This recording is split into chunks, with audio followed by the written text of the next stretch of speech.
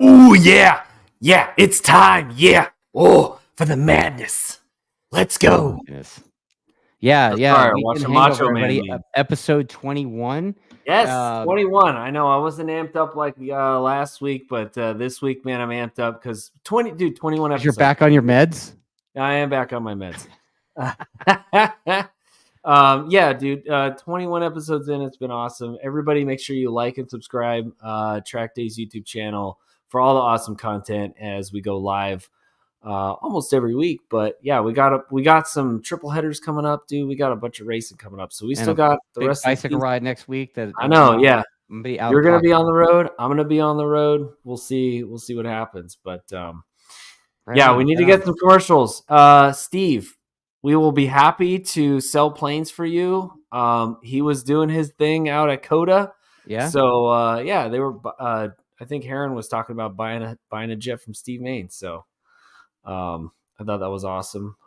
Anyway, yeah, Ricky Bobby, amateur, slow old guy racer. Doing the ARMA thing this year and having a blast. We got my man Dustin Coiner. Right. Yeah, like the track day dude that rides bicycles. Yes, that's right. That's right. Yeah, you got your the dude. Dude, we have a special guest. We had some people guessing. Yeah. So we had some pretty aggressive guesses. Yeah. Be curious to see what the commenters think. Yeah, with regards to who the special guest is. I suspect he'll come out swinging and it'll be great. But dude, a lot of shit over the weekend, right? Like the Attack Boys, Yeah, shit, lots of good stories. Our boy Blake came out swinging. Blake was on the show last week. He said he was gonna send it early, and he fucking did, dude. Yeah, he did. Yeah. I pretty much sold out my track day Monday at Roebling. We got like 3 spots left, man. This coming Monday? Yeah, this coming Monday, less than a week. Yeah, that's badass. Super stoked. Weather's gonna be dope. My man Andrew Troxel's gonna be there. He's in the chat. Yeah, we're gonna have a good time, dude. And how about the return of Martin Cardenas? The little spicy shit with Maddie and PJ. Like we have all sorts of shit to talk about. Yeah. No. Yeah, and that weirdos first rookie win in superbike. And dude, okay, a little report from overseas. Our friend Julian Correa won the race on Sunday in the British Talent Cup. And guess what? Home Slice got an invite to Red Bull Rookies tryout. That's badass, dude. So that's badass. Our little homie, dude, come on the show if you're a racer because you're almost guaranteed. Yeah, look, Ben Smith rode a superbike last weekend. I know. At COTA. I know. Yeah. It's just, hey, racers, come on the show. We're happy to have you. Oh, speaking of racers coming on the show. Jeremy motherfucking Toy. Jeremy motherfucking Toy. What is going on, guys? Holy shit, dude. Like, you're not still hungover from celebrating the win, right? I'm not hungover. I still have a stomach ache. That is 100% for sure. Austin was late that night. Let me tell you, we had to push flights, everything. Oh my goodness. Well, Alex buying all the boys the booze, Alex, man. Yeah. Augustine, we were by 10 o'clock. We were already so notorious. We were heading down a street. We had 2 bars that wouldn't let us in because they told them what we did at the last. Swear to God.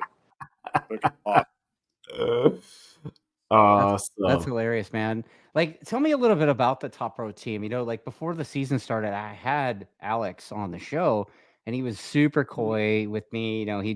He couldn't divulge in public. Not coy at all. He just doesn't have any type of personality. Well, that dude, you said it, not me. Just to be clear. Yeah. No, he's just a really humble dude. And yeah. When you ask him point blank, and he's kind of like just stumbles to let it all out. So no, they've got, Alex is just it's a fucking self-made dude, like he comes from not a whole lot, fucking puts his hands down in the dirt and gets it done. And, when we first started talking, that thing was, let me just say, loose isn't enough term for what it looked like to start with. It was it's like a rough outline. Yeah, it was like really rough. Really like The outline wasn't even part of the roughness yet. And Wow.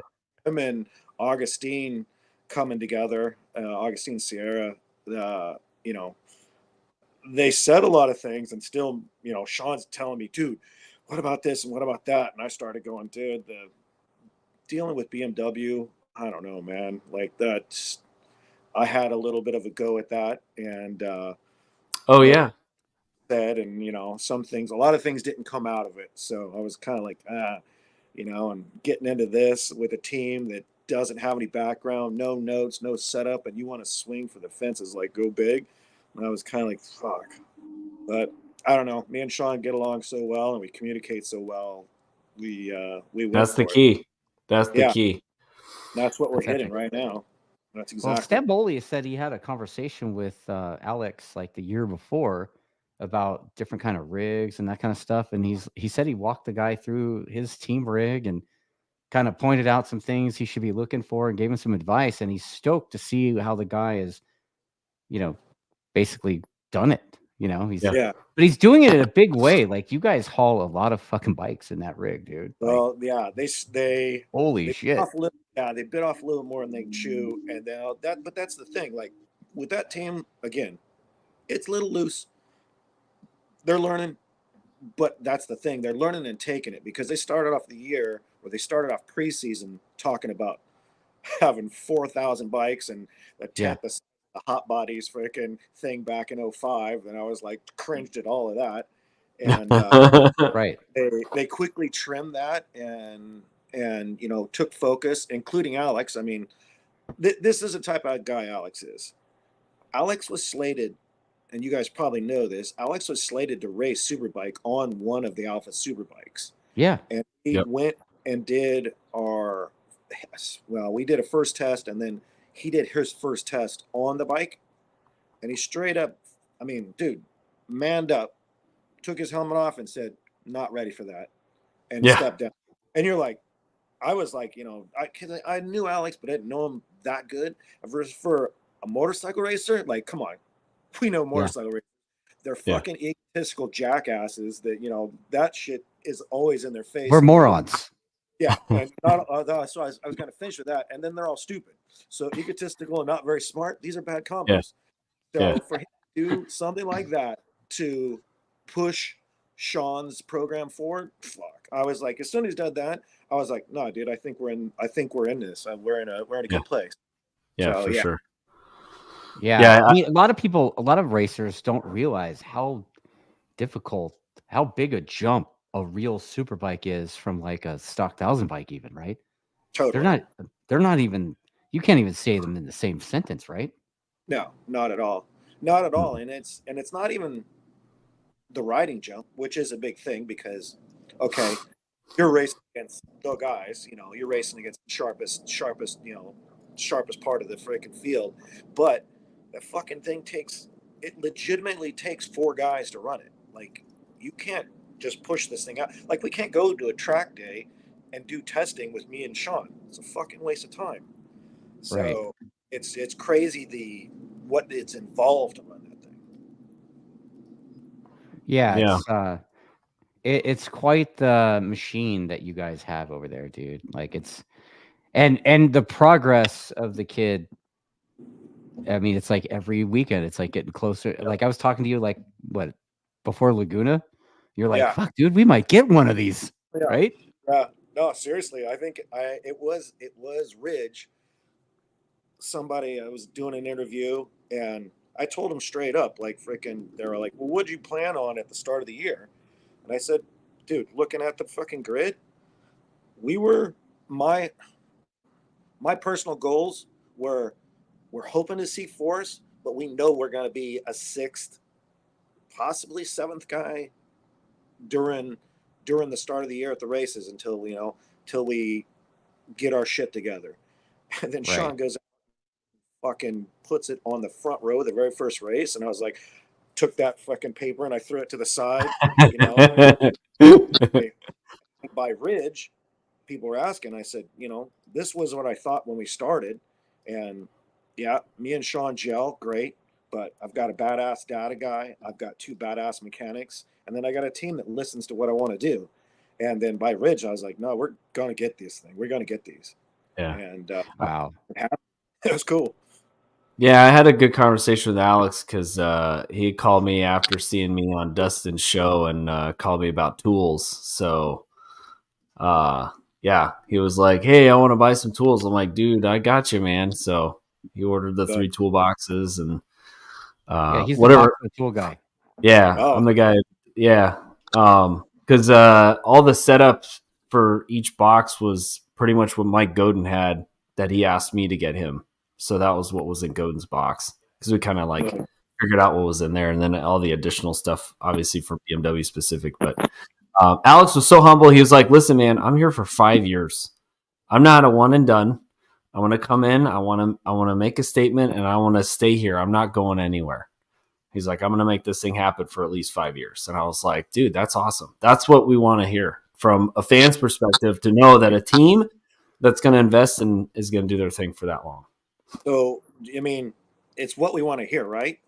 But we all know that that's bullshit. Like that, somebody backing that up is pretty much, it's pretty rare nowadays. So Yeah. seriously, when this whole thing happened, obviously I was still with them for, Sean had came up through there. They knew he was coming back. There was a lot of talk of us going there, and we decided to go this route. And I straight up, like, maybe to pat my exit down a little bit, because it wasn't, not saying it wasn't smooth, but wasn't liked. Yeah. I basically told them, I go, come on, dude. I didn't know Alex and Augustine very well at that time. I told Chris, hey, look at the program. I go, me and Sean are going to go over there and get some superbike experience, and we're probably going to be done in a year. And we can talk then. And now this ball's rolling. It's fun. Yeah. So we'll see. 5 years. I mean, that's another big one. I'd like to believe Yeah. it, but there's going to 2 be would 2. be cool. I'll tell you that. 2 would be great. Yes.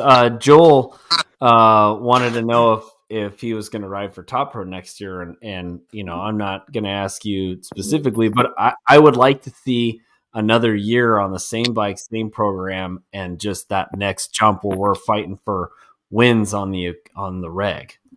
Yeah. So no, I mean, obviously it's full swing silly season. I've been on the phone with Sean probably even today, probably like 4 times. People are calling. There's there's stuff coming in from all angles, but we're comfy, man. Like we're fucking comfy, and like I can't say it enough with that crew. Like it's one of those to where it takes a lot of shit to come together, and when you get that many people in one place, that's hard to freaking gel. That crew, there's no attitude. Everybody gets along. Some people know a little bit more than others, and some people are better in different areas. But like it's chilling there, and those guys really want to make it happen. So It looks real family like there. Yeah. Looks like you guys are hanging out for a cookout, and then there's some racing. Yeah. We're hooking out for a cookout. Like half of us don't know what the other half is actually saying because some of them don't speak English. But like, but no, we're definitely hanging out, and like I'm telling you, like those guys, it's super fun. So from your perspective, like the weekend, right? There's a big weekend, 3 races. Like your guys' expectation was obviously podium, right? And and you got Josh, Cam. We had no idea where the Yamaha guys were going to be in there, and you got Loris. And it's like, what are you guys planning for, and like how did the weekend execute as far as what you guys started the weekend? Well, the crazy thing is, Sean's got some laps there. I wouldn't say he's got any more than the other guys, but he's got some laps, so we know that he knew his way around. But again, we're going to a track that we've got no data.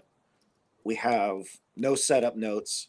Basically, I'm looking at my GSXR 750 notes, and I'm comparing them to where we were at Mount Ohio, and looking at this, direction that the chassis should go. And that's straight up. That's how I've been doing it the whole year.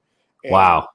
fully came out with a guess and we're normally not that quick in FP1 because we're still dealing with, setting TC, brake control. We still have chassis issues. We don't even know what fucking tire we're supposed to be on, blah, blah, blah. P1s, FP1. And I was like, all right, we got something here. So, but even that being said, like I keep it real with him. Like we were FP1 there. Dude, you keep it real. Because I told we're FP1, everybody's hype, and I like point down the thing. I go, that's Cam fucking Bobier, and that's Josh. That his head is in the right place on a badass bike. Yeah, fucking realize that, and Yeah. just to be in with those guys at this point is a fucking accomplishment. Right. And it's badass, and I, straight up, I am cool ish because I'm a competitive guy, but I'm cool ish with being third because of the stats of those two. But to come out and fucking, actually make moves and actually pass those dudes for real, like, I'd have been cool if one of them might have had a little runoff and mechanical and we won that way. But with, with Sean actually pushing his way through and fuck, dude. That pass was so sick. we were on the line, and I usually give him some stupid hype talk, about what to pay attention to, this and that, watch out for this, and did my little speech, and then I grabbed him by the neck and I said, be selfish, be very, very selfish. And he was not taking. Yeah, dude, he was hounding Cam, dude. It was so awesome to see. Relentless, right? Yeah, that was fucking. And it looked like he was right there in the third race too, but yeah, just for sure the heat. I think I might have missed the setup a little bit with that. We were just lacking a little bit of grip, but again, it's fucking Cam and Josh. Like those guys, right. Come last third of the race, you start seeing freaking red and yellow sectors from those guys at good Right. pace. Dude, like you've got to be in the game to, control yourself and, the parts of that level. Oh, and then Josh just went straight ham trying to hold on to that thing, and he knew Cam was just trying to break away, and Josh was just left and right going. He had that bike turning so well through the S's, the switchbacks, where he was able to just drive it right underneath. I was like, dang, dude, this is like Colin Edwards and Troy Bayliss action, because he's just like, he knows he's going to get away, and he's got to get in front of him.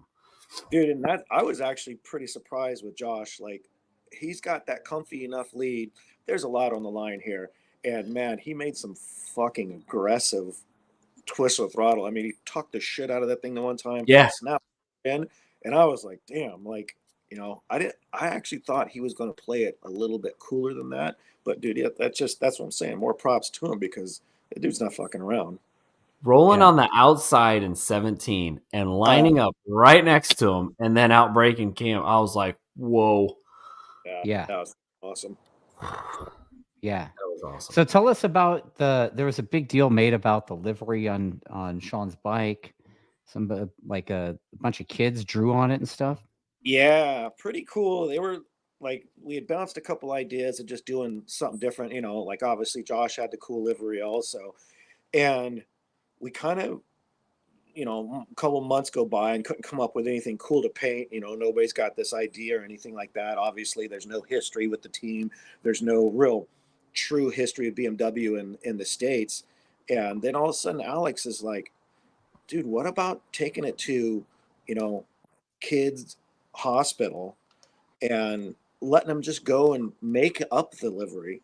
And I was like, oh, that'd be cool. And then, it just kind of freaking caught fire like that. And like, I didn't go, but both Sean and Alex were like, dude, that was hard to hold it back a couple times. Like, you got these kids stoked, and they're some of them, who knows what their condition and how bad it is, and they were just super stoked to see the bike, talk to Sean, be a part of it. And that's straight up how it came. It was just Alex with a off the wall idea. Like he doesn't have, I mean, he's got a stepdaughter, but he doesn't have anyone in that position.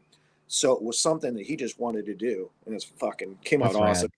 rad. And then for Sean to deliver with that shit, like, So are you guys gonna run that livery the rest of the season or what? dude, I'm surprised it lasted 3 races. Like, it's for Sharpies on there. And like 5 mechanics were like, "What are we supposed to do with this? How are we going to clean this? What do I do?" And he, they're kind of freaking out, and like we're like, "No, we're only going to do 3 of these, and then freaking we'll hang it." Actually, I think they're going to auction it off. Yeah. Exactly what's going to go down. I figured you guys would throw like some 3M film over the top just to protect it all. That probably would have been smarter. A little Yeah, clear but coat, you know? Yeah, a little clear coat. there was like little kids walking by, and Sean's like, "Grab a Sharpie, freaking let her rip." So yeah, It's awesome. That's the best part. It's such a great story because you got these kids, and now they're huge fans of MotoAmerica. Now that they Yeah. got to do this whole thing, and they're probably all amped to They're watch it. fired And up. they're cheering Sean. And I bet Sean won, and they went nuts. I bet you they went nuts in there. Yeah, dude, I would. I'm curious to know if anybody got any video of that. If the kids were watching, I'm sure they're going to show it to them. But like, man, that would be, even for a fucking smart ass tough guy like me, I'd probably fucking start crying. Well, I would have been cool to have like a live feed of the kids watching it on the MotoAmerica like video feed and be like, "Hey, we're watching Maybe the they're kids." gonna save that for the whatever the pressure to rise. Oh yeah, that would actually right? be good. Yeah, well, I mean, those are all great ideas, but like, I'm just, some of the times with this team, I'm just like stoked the truck gets at the track in the right day. We'll just keep baby stepping this thing. There's some comments asking to get some technical stuff from you, and I'm not going to ask you specifics. I'll just throw something at you and let you roll with it. But there's been a lot of chatter all season long, and the last couple of seasons, about the supposed like narrow window for setup for the BMW, and like if you miss it, you're on your face, and that like the line between on your face and winning, pretty fucking thin. Yeah. Is that right? I don't think with my setup it's right. I think we've stumbled into a little bit of an area. Okay. We've got a little bit of wiggle room, but yeah, I've heard that a lot. I do think let's just put it this way. My chassis in BMW has a lot of adjustments. My setup is so maxed out in 3 of the areas that this weekend was our second updates, to where I finally made parts to get us out of being up against the wall, and now we've got a little bit of wiggle room. But there's a certain you guys have seen it. You saw Sean at Brainerd. You saw Cam specifically at Barber. And then last year, you've seen, JD and even PJ with this specific attribute of BMW, and, right, making sure it doesn't go that way, and a little bit of feeling in the rear. But yeah, I do think it is narrow window with what's allowed on the normal BMW table, put it that way. Interesting. Okay, that's a fun way to put it. Yeah, did the BMW... the Jeremy Toy secret sauce? Well, the secret link. I've seen the secret link. I saw Sean Dwyer was putting one in on a ZX10, so I know all about the secret link. Yeah, yeah. Lots of mathing. Yeah, lots of mathing, and then going out the track, see if the math was right, and I didn't fucking screw a comma and a zero and put a fucking P in there or something. Wow. So did you get to watch any of the other racing? Like, what was there any other interests in the weekend that you wanted to watch? Any of the races? I was pretty busy, and I try and, I'm always peeking over the computer watching stuff. Obviously, I watched, I was curious to see what Martine was going to do. I had a little bit of, I was trying to help that program materialize and actually work out, and it didn't. So I was kind of what the bummed fuck on. happened there? Because like he had the off race 1. Yeah, no, he cracked some ribs, and he tried to come back morning to ride, and he fucking did a couple laps, and he's like, hell no, this is killing me. So I mean, both those guys are lucky to not get run over down that hill. Yeah. You know, it's one of those things, he's only coming for one, and you gotta freaking, it sucks when he doesn't even get to get on the part of the show type of thing. So, but yeah, no, always watching Super Sport, that thing is super tight with PJ and Skoltzy. So watching that was cool. I've obviously worked with Rocco a bunch in the past, and he little peaks and valleys. It's usually his mouth that's peaking and valleying most of the time. Now it's his hair. Yeah, now it's his hair. Holy shit, put that on. And no, so that was another Rocco moment. Fucking rides the shit out of the bagger, which he hasn't been that level yet, and then brain farts on the twin, which sucked. So quite different. And then another one of those kind of moments for the weekend that I was actually pretty pumped on because he's a good buddy was Corey wrapping up the Super Hooligans. That's badass, freaking something that weren't too sure at the start of the year. I think they're due next weekend. She's so that's pretty rad. All that kind of coming together. Yeah, I was super stoked for Corey because he had never won a championship, and he's always been right there. Like when he was on the Vesper bike, and 2010, 2011, he's always been pretty right there. And then, for his first actual AMA championship was pretty awesome, especially when he's about to have a kid. That's top. Time just to put it all together, right times. Fucking, that's pretty rad. I was stoked. Yeah. Yeah, and Rocco doing the win in baggers and then thanking his hamster on the podium interview. Yeah. Well, the guy from Horsepower Rodeo podcast made a T-shirt for it, and Rocco was like, well, "You tell that guy if he makes any money on those shirts, you get." I think Chunky Buns made a pretty sweet meme about it. Oh, if I'm not mistaken. Yeah. She'll have to send it to you. I don't know if I've seen it. I think there's a hamster involved. Yeah, of course. It's Rocco though, right? That's Rocco shit for sure. Not totally. Yeah, and there was all this whole thing that went down. I know World Traveler was talking to Kevin Rodeo about it because the whole missing the podium.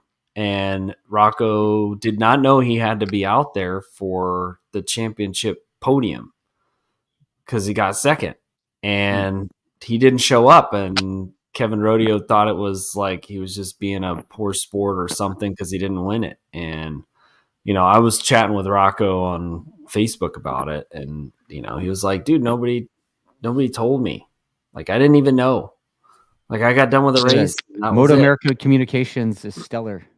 Yeah, I was about to say there could be. They could go both ways. Rocco's attention span is known to be. Is there something lower than narrow? You could just say sus. Invisible. His attention a little in question. So it could have said, it maybe didn't, but it is a little weird to have a championship ceremony, a race, the actual official ceremony, a race before. I know they're done and not going to Jersey, but it's a little odd, I guess. So you can give them that, but somebody not saying something. I don't know. Who knows? It's kind of, but it is what it is. Right. Yeah, for sure. So how about this? Do you miss racing? It's weird. I do. It kind of comes and goes with my little itches. I jump into a flat track race every once in a while. Just fucking, I can kind of go there. Yeah. With a couple buddies, nobody's bothering you for setup notes or something fucking weird. Yeah. Kind of go slide and the shit doesn't matter. but like lately I've been like definitely itching. I have a project little ZX4 that has like no miles on it, and I keep threatening if I can pull that out and go race a 600 at Chuckwall or something. But yeah, I definitely I do. But like, man, I get a pretty addicted to this figuring out chassis and ultimately the conversation between and a spring rate or whatever the fucking fix may be Yeah. is definitely filling it.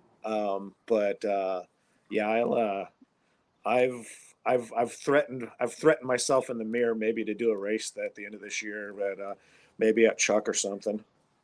Right Well, on. I'm sure it's got to be extremely satisfying when you have somebody of the caliber like SDK, where you can like your direct input and your guys's connection, simpatico, if you will, like accelerates that kid far beyond what you expected, and that's got to be a huge cup filler for sure. No, for sure. Yeah, no, like I said, it's addicting. Like it really is. Like, I do a ton of coaching and things like that, and you can see these people making steps forward, and it does fill. But it's one of those where, I had, a little bit of success racing, and to come back and fucking be mid pack. Like, perfect example was actually this weekend at COTA. Roger was going back and forth with Mike, and they were talking about getting on the track with that Kramer. Oh yeah, And then Raj said something like, yeah, like Mike kind of said let's race or something like that. I forget exactly how he put it. And Raj is like, yeah, take you any time. He's like, I don't want to go to the freaking track and get smoked by a 13-year-old one of those though. And I started laughing myself because I'm like in the same thing. I've done all this work on these 400s for the last couple of years, and then I get on the track, like when Rocco was on fire, me and him are going at it, and I'm like, fuck, this kid's walking away from me. This is bullshit, but it's quite humbling. give me 200 more CCs. Come on, let's go. Yeah, You said something 100%. about coaching, and Ray was telling me that you coached some people at Chuckwalla and they started doing like their best times. Yeah, no, I've been doing it for a couple of years now. And it's pretty fun. Like I actually set up, the normal stuff. I actually gave it a go last year, and I've been lucky. I kind of pick and choose a little bit. I've been lucky enough to work with people that probably have the mental fortitude to actually listen and go forward. Yeah, there's always every once in a while your typical motorcycle person that doesn't matter if you fucking took their helmet and put it upside down up their ass, they'll never figure it out. But no, I've been lucky enough to have some fun and just work with some cool people. So it's actually pretty fucking cool though. It really is. Like it's surprising. I didn't think when I first was doing it, I was like, I don't know if I'm gonna dig this. And it's just another one of those things that kind of figuring it out. I mean, you're trying to get inside somebody's brain ultimately to Right. have their perspective skew from what they're paying attention to that's making them slow and Right. push forward. So it's pretty cool. How And much how much from your old school stuff from I've known you forever, right? I've known you for years. Like Yeah. yeah. Since I was in my 20s. Okay? Early 20s. And used to work with that Kaz. Yeah. Kazushima. Yeah, so Kaz was kind of like the OG data dude, right? Dude, That's the way I look at him. oh man. Like how much of that stuff, because you were applying a lot of that stuff back in the day, like how much of that stuff got you ready to be in this role that you're in now, you think? It's hard to say it, but like that dude's gnarly. Let's just put it that way. He's gnarly, old school Japanese, and like you think I'm fucking raw? That dude, the rawest, and like broken English raw. Would quit talking to you when he gets pissed off and leave, and kept telling me, if you're not fucking paying attention to data, you're wasting your time. And the reason that me and him had a good relationship was mainly my feedback is known to be like I'm pretty sensitive on the bike, and I could bring back the feedback that would connect the dots on the data. So I started looking at data way back then. But dude, I mean, I'm old, as old or probably older than you. So fucking trying to navigate through a computer, especially when I'm fucking racing, I was like, dude, this shit's in the way. Like, I just want to go out and fucking smash these guys. I'm not too worried about what these squiggly lines are saying. And I didn't get it then. And then transitioning, you start to notice like, oh shit. Well, if I can communicate with the rider, someone, with the feedback that maybe Sean has, and put that on top of 100%, uh, uh, fine-tuned information, and then come up with the answer. That stuff back there, I mean, starting then is just invaluable. Right. Yeah. I mean, data is just so like. Is it true that for you guys at least that you spend more time with the data stuff and the electronics than you do on the chassis anymore? So for me specifically, no. So I am pretty much exclusively the chassis recipe and whatnot. My data guy comes up with all the recipes on that side, but we're constantly meshing. And that was another thing, like say with Sean, especially first coming in, before I had him, he was on a Red Bull's bike, which you can't fucking touch. You get on the thing, go and try and win. Then he came to me, and we're on a super sport bike. We're on a GSXR 600. That thing, the electronics on that thing consisted of a battery. It had a 12-volt battery, and that was its complete electronics package. And then Moto 2, which, has a little bit. So then he comes over to Superbike, and this fucking thing has got a trim switch for the grip on your sphincter, and like everything in between. So that sounds like Colin Edwards when he was talking. That's a t-shirt, dude. Yeah, no, that was the asshole control or whatever he was saying. I can't remember what movie it was, but he was talking about traction control, asshole control. Dude, it's got it all, and these are things. So yeah, having that communication and freaking figuring out what is actually fucking the bike up. Is it traction? Is it the chassis? Is it the track? Is it the electronics fucking it up? Because that's a thing too. Like, all these people think that we're out there riding and you can't do any wrong when you got all these fucking aids and sensors. Dude, they're just as fucking in the way as everything else on the motorcycle, and finding that tune. So that's what I'm saying with this thing. You've got to have, a minimum of 3 guys to just make this thing, run. I feel, it's like those ships you see out in the harbor. It takes fucking 6 people to drive the thing, and that's the same on a superbike.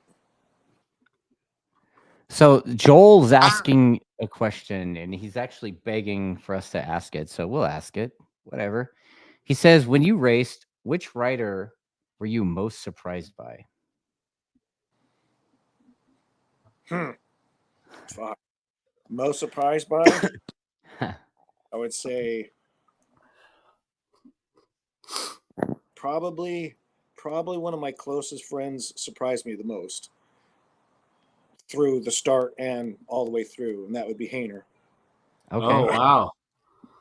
That dude, like, for a dude that size, and we're talking right when TC was starting to trickle in, Husky. we really just didn't have it. Yeah, this dude is big stock, okay? And even when he's on a diet, large. And the dude's smart enough and talented enough to use it in his advantage. And that dude, like, would piss me off when he beat me. Like, I'm like, how is this fucking guy? He's sweating. He looks like he's about to die, and fucking beat me. What was his number?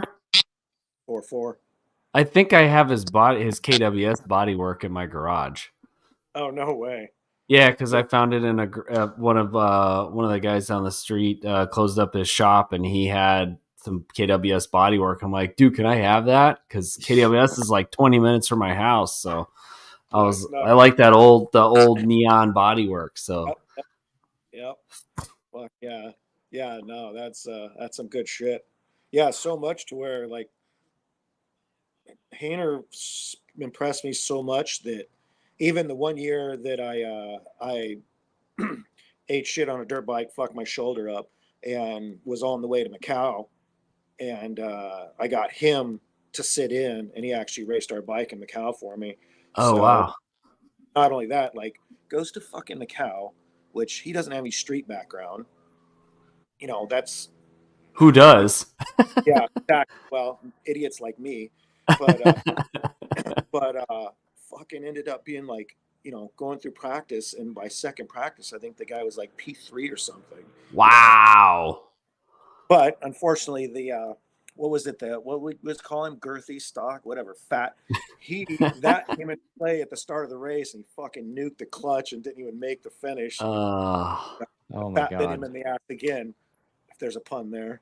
he was all amped up on P3 and he was ready to smash everybody and then smash the Yeah, clutch. smash the clutch. Exactly. Oh. So I remember when you went to Isle of Man, and it was a huge deal, and everybody was talking about how fast you were being a rookie, right? Tell Yeah, us a yeah. little bit about that, because you had some pretty colorful terms for the Isle of Man when we talked back in the Yeah, day. yeah. Fuck, I could probably. That's so long ago. I probably couldn't remember what those colors were, but that place, it's fucking special. Like, let's just say that. Like, it's one of those places where, dude, I did so much homework before I got the fucking game. I swear to God, I got a large projection TV, put it in my garage. Every day after whatever I was doing, I'd come home, I'd play the game for an hour. I played the game so fucking much that I smoked the TV. I ended up burning the bulbs out in the TV. Swear to God. So when I got there, I didn't know what I was into. I was been playing a fucking video game this whole time. You know, what the hell is that going to tell me? Get there, and I still remember setting out. I remember getting all ready. You know, like I'm a fucking badass motorcycle racer. I'm putting my fucking shit on. I'm feeling good. And this dude rolls up when you're a newcomer. They give you these vests, and then you follow this dude around for the first lap. You know, and I'm fucking there. I'm gonna show everybody what's up. And this dude rolls up on a 954 Honda with Gore-Tex leathers and his fucking lunch strapped to the back seat. And we're gonna follow this guy. And I'm thinking to myself, you gotta be out of your fucking mind. I'm a professional motorcycle racer. What the fuck is this guy doing? Like, get the hell out of the way. Is it going to lead you out the C group, the track day? 100%. This dude takes off, and by third gear, I was pissing myself because I was so scared of what was going on. This guy's taking, I'm shitting myself. And, and luckily enough, I came to my senses because I think I was like third in line. This guy takes off, he just fucking bolts out, and we start down Bray. Probably got a quarter mile into it, and I'm watching the two dudes in front of me on the wrong side of the road, setting up the wrong way, and all of a sudden that calmed me down. I was like, oh no, fuck, the game's right. I'm supposed to go this. I'm good right here. Oh no, there's a rise here. Got all this. I mean, you can't adjust yourself for the surface because hucking a 400-pound motorcycle in the air at 120 miles an hour you got no game for that. But after I saw these two idiots all over the place, I was like, well, fuck, I'm at least better off than them. It's safer. That's what I thought. Yeah. And I pushed my way through. And then, yeah, it was gnarly. It was fucking gnarly. Like Gnarly. gnarlier than Macau. Macau? Yeah. Gnarlier. Yeah. Way gnarlier than Macau just because it's so vast. I mean, it's, you're, the thing's fucking 30 miles, man. I mean, I can't even remember how many turns it's got, but it's a shitload. Yeah. And dude, a lot of it is fucking cindy. Like, you are moving and there's no coming back from that. Dude, there's another true story. Like, you want to get fucking weird about it. I went out my first practice, came back, and I was riding for a decent team over there, a reputable team, nothing huge, but a good team. We were in the front, nice tent and everything. Come back in, everybody's asking me how it was, blah blah blah. We're downloading. I'm looking over and I'm like kind of noticing that the tent is still empty. And I'm like, huh, keep downloading, blah, blah, blah. The fucking dude, the teammate that I had that I just barely met, never came back. Fucking Oh, no wrecked. shit. Whoa. Wow. Yeah, like, and it's that real. And those dudes over there, Wow. it's a different deal too, because like we find out, and I had taken, let's see, I had taken a couple Americans with me. I had, my mechanic, I had Evan with me. I had one of my buddies, and then I had one of the road racing world guys, Steve. And like as Americans, we're just like, holy fuck, he died on a motorcycle. Holy shit, we're ready. The whole weekend's gonna be shut down. Like, we don't fucking know. And dude, all the Euros are just like, he was a good chap. He died what he loved doing. Let's get a Move pint. on. Yeah. And I'm just, what the fuck? And like it's a shock, dude. And so it takes a minute to like get used to that. And yeah, it's fucking gnarly over there. It's fucking gnarly. That sounds gnarly, bro. Wow. So you mentioned Evan Steele. I remember Aaron Yates riding that BMW because you had mentioned something about BMW before. I remember Aaron riding that BMW at NOLA, and he beat Larry Pegram on his BMW program. And I was like, dang, dude, Gimpy just smoked Larry Pegram on his BMW. Nice. Yep. And so I assume you were part of that program. No, at that point, Evan had moved back to Arizona and started his own shop. So both Evan and Phil came from Arizona straight out of MMI to my shop in San Diego and asked for a job. And I'm like, you fucking weird tattooed fucking haired motherfucker aren't working Dude, here. hey, let's not forget the little. Yeah, like I was. Come on, bro. I was probably fucking fun. And and long story short, those guys ended up working with me, and like Evan was with me during the come up years, and definitely a part of it. And then later when he went back, Phil became my A guy. So yeah, and those are two like just fucking gnarly dedicated guys. You got to blow out in a trailer because we're doing everything driving, and that's Evan's the first guy to lay down in the dog shit and change that tire and get back on the road. That's awesome. Yeah, for sure. So John Ridey is saying to let's get spicy with the super sport drama. Wow. I mean, I saw a lot of finger waving and head shaking by one Matt Skoltz on the cool down lap on race 1. Yeah. Did he think that? I mean, he thought PJ pushed him into Martin, and PJ was just trying to get out of the craziness on the right side of the track because it was just complete assholes and elbows just right up in there, and then it was like everybody's just trying to get through there. Reminds me of pit race last weekend, freaking Arma. Everybody trying to navigate turn 1. I bet it was just like Arma. It was pretty gnarly. Wow. They were going a lot faster. Yeah. Did anybody get any quotes, or did you guys hear anything from Skolty afterwards? Because no, he's professional. He's not gonna talk shit in public. If he was professional, he'd come back on that because we all know how it is. You come off the track, and I've said some stupid shit before. Like you come off, Evan, you're pinging. It's always everybody else's fault, right? And then all of a sudden you come back to earth and go, "Fuck," we can have a whole podcast. He might have. I don't know. He said it on Sunday. Yeah, because they brought it up, and he was like, just stuff happens, and just I'm bummed about PJ going down in the last. I don't like seeing that or whatever. And then he was like, "Yeah, I was a little heated yesterday, and that was about it." And then he didn't really give us much, but he was giving us all the show on the track because he was just, dude. That just fucking that wasn't cool. Wasn't enough. That was just too much, especially after his entrance back across. I mean, you can see, especially that rear shot, his trajectory back on to the track was like, are you fucking kidding me? It looked like a Chinese intersection. I mean, that dude just cut straight across, no light, like, come on. But again, raw heated, he's got a fucking championship to go. And these fucking goofy ass mistakes and run our mouth. But like, you come correct after you get your head down. It Yeah. seems like there's a lot of goofy ass mistakes that have fucked around with everybody's championships in all the classes, right? Yeah, no, for sure. Like more than I've seen in a long time. Like in Dude, superbike, like how many times has Bouvier given up points? Heron giving up points before he quit for the season. Jake giving up points. You know, Camp, like everybody's been on their face. They've had mechanicals, like all that shit, dude. It's like I don't think I've ever seen a season like that in a long time.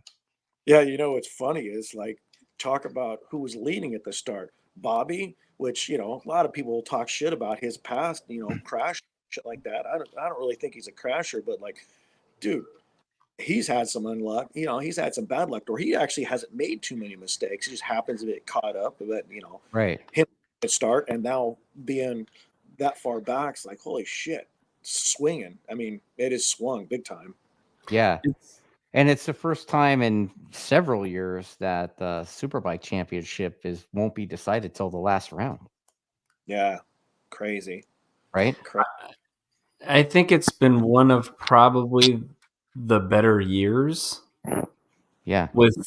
With just overall, because we've had a lot of like, you know, starting the year, it was like we didn't really know about Matt. We knew PJ was going to be there. We didn't really know how it all was going to settle out. And it's turned out to be a just straight dogfight between two guys, which has been awesome. And then we got Superbike. We've had multiple leaders of the championship throughout the year, and it'll be the first time a Yamaha has not won the championship since 2017. No shit. Yeah. Oh, Richard's team has won 4 of those in a row, and you know, like it's I guess it's really hard to win 5 in a row. Five's the unlucky number. Yeah. Apparently, yeah. So it's been a great year. I think it's been a great year racing, and you know, Josh has just been the more consistent guy. And you know, he's won 5 races this year, which was I thought it was cool to see. Just another brand with between the BMW, the Yamaha, and the Ducati. It's been awesome. Yeah, definitely. When that dude gets his head down and he gets in his proper space, which you know, there's been a couple of those rides like Wisconsin and Ohio. A couple of those rides, you're like, fuck.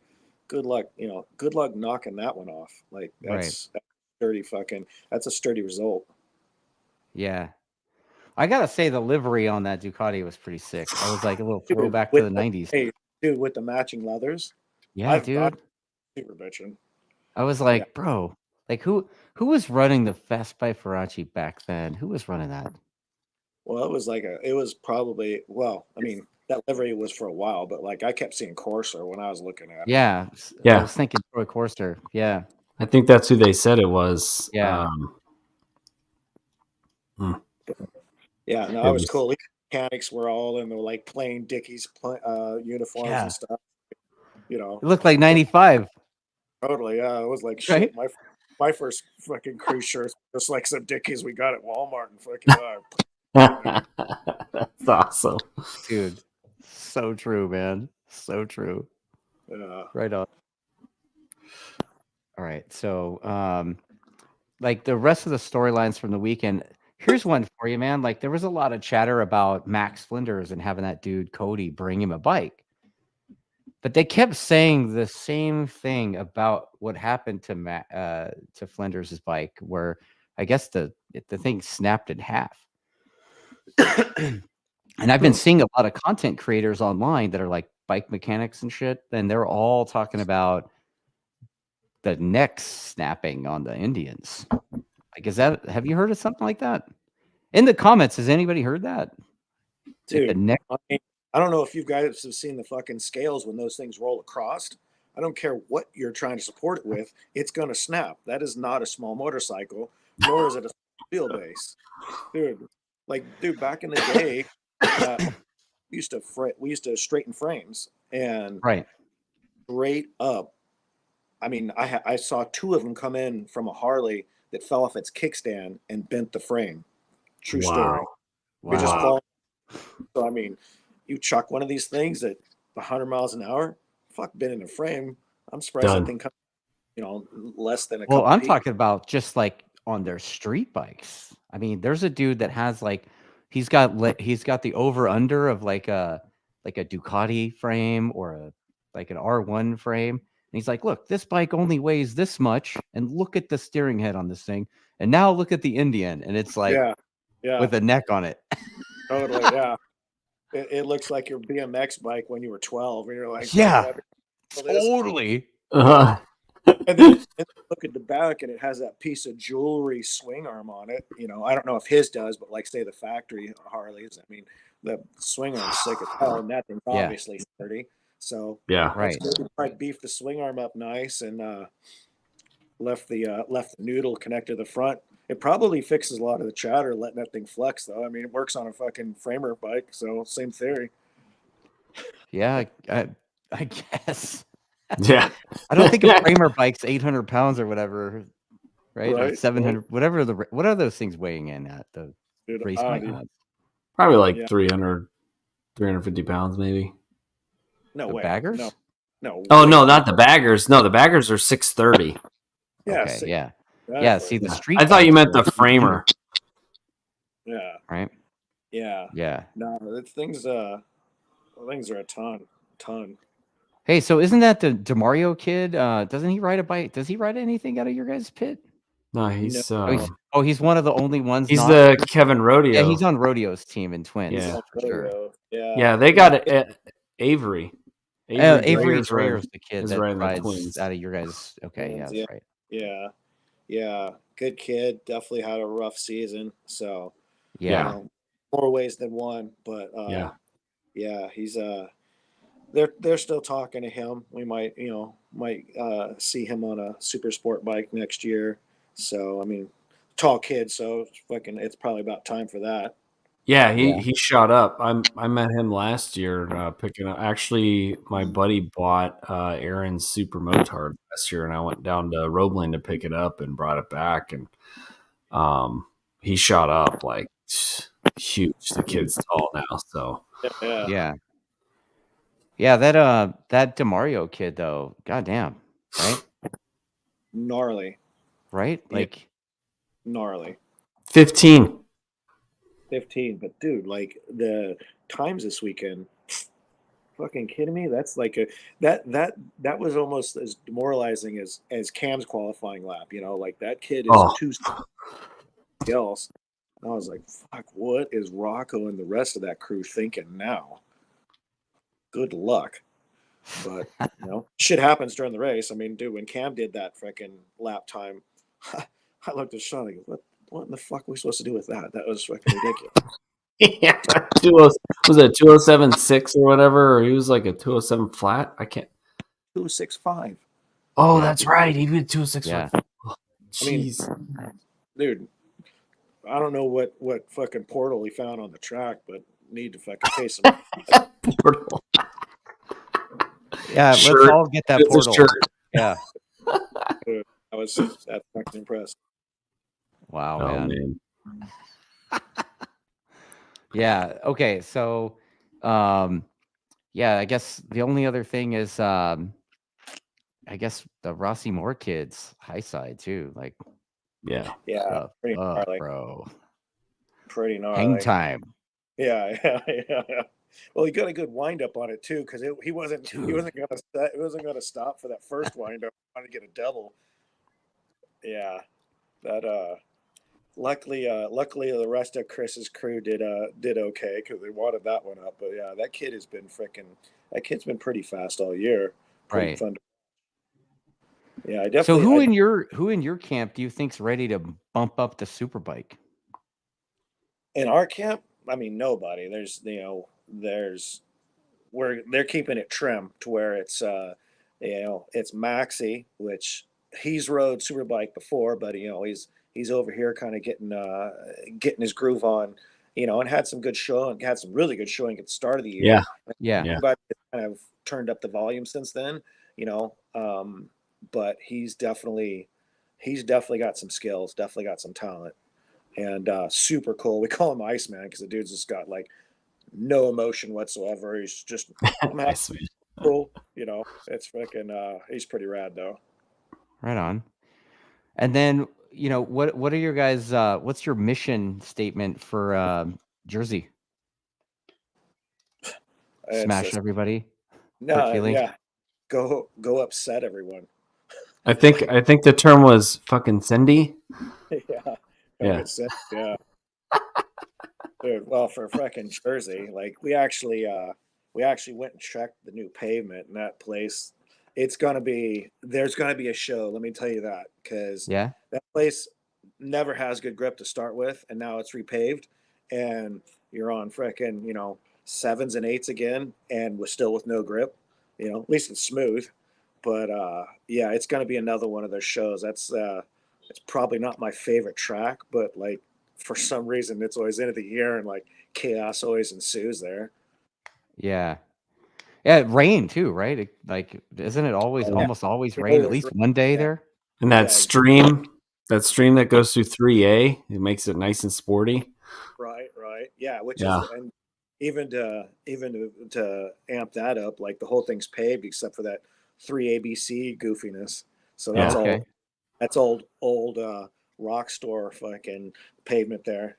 So rock store. Jesus. Yeah, and that back section with all the seam sealers and stuff, reminds me of Barbara with all the seam sealers because it's that decreasing radius turn before you switch back to go on the front straight. So that one gets turn 10 too. Yeah, turn 10 in the little S section. I know that I was at a champ school there several years ago, and Cowboy was there, and Scott Russell's out there doing his thing, and Cowboy's hanging with Scott Russell through this one section, and it had rained previously. Scott rolls through the fucking slick shit like nothing.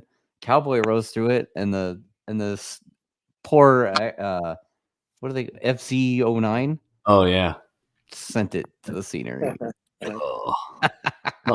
Right. So I mean, dude, the rest of the time I was there, I was like, I'm gonna kind of like wait. This kind of there. That place is get some freaking a little bit of damp on it. It's gnarly. So yeah, who knows how it's going to be now? Yeah, it'll be good. I think it'll be a good time. Yeah, no, it'll be spicy if nothing else. Right on. Well, I think the chat's kind of died down. Yeah, I think so too. I think we still have an audience. I don't. Yeah, it's so weird. Okay, so we do need to make the announcement. I started making shirts.